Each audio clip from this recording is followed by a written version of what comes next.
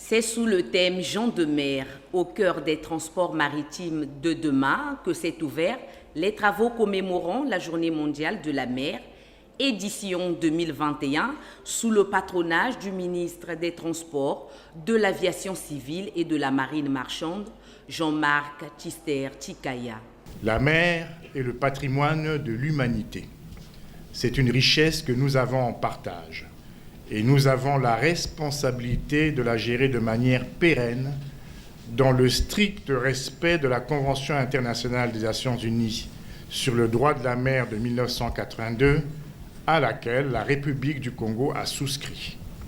En conséquence, sous l'égide de l'Organisation maritime internationale, une impulsion du secteur vers un avenir meilleur a été donnée par l'adoption et l'élaboration des normes appropriées visant notamment le renforcement de la sécurité et de la sûreté maritime, la protection de l'environnement, le travail maritime et la digitalisation de ce secteur.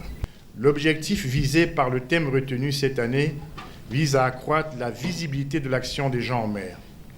L'OMI, Organisation maritime internationale, tient donc à les placer au cœur de toutes nos réflexions de sorte à reconnaître le rôle précieux qu'ils ne cessent de jouer.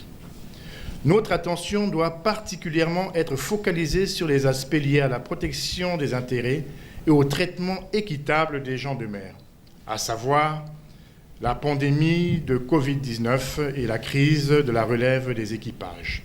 Au regard du contexte sanitaire international, il est plus qu'indispensable d'engager l'ensemble de la communauté maritime à respecter les orientations de son Excellence Denis Sassou Nguesso, président de la République, chef de l'État, ainsi que toutes les mesures prises par le gouvernement en matière de riposte contre la pandémie à coronavirus.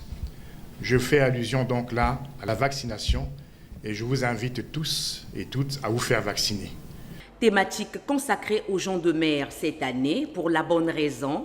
Depuis l'arrivée de la Covid-19, ces acteurs maritimes sont exposés et jouent un rôle clé dans l'acheminement de biens et de services à Roncherie, Christian Armel Nkou. Le commerce international passe à 90% par voie maritime et ces hommes travaillent à bord de navires pour le transport des marchandises.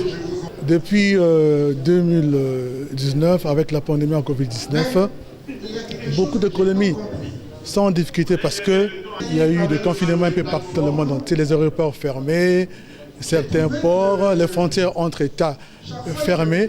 Mais cependant, au niveau de la navigation maritime, les gens de mer continuent à naviguer pour fournir aux États les produits de première nécessité.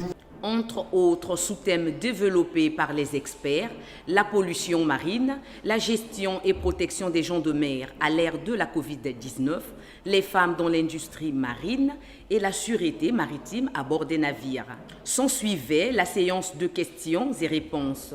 Comment avez-vous géré dans cette période même les dispositions relatives à la protection de l'environnement aux côtés de toute cette activité et avec le Covid-19? Est-ce qu'au Congo, les femmes sont organisées pour intégrer effectivement l'activité qu'est l'activité des gens de mer?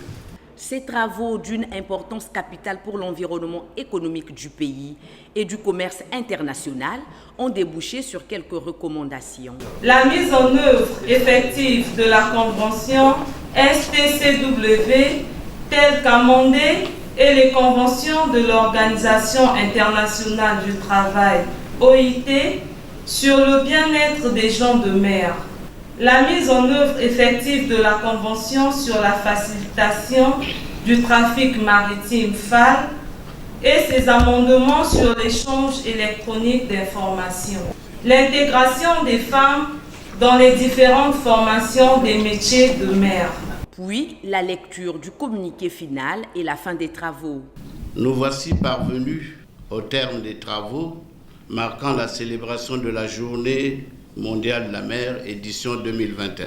Notons qu'une entrave à l'équilibre maritime peut avoir des conséquences graves sur l'économie des États.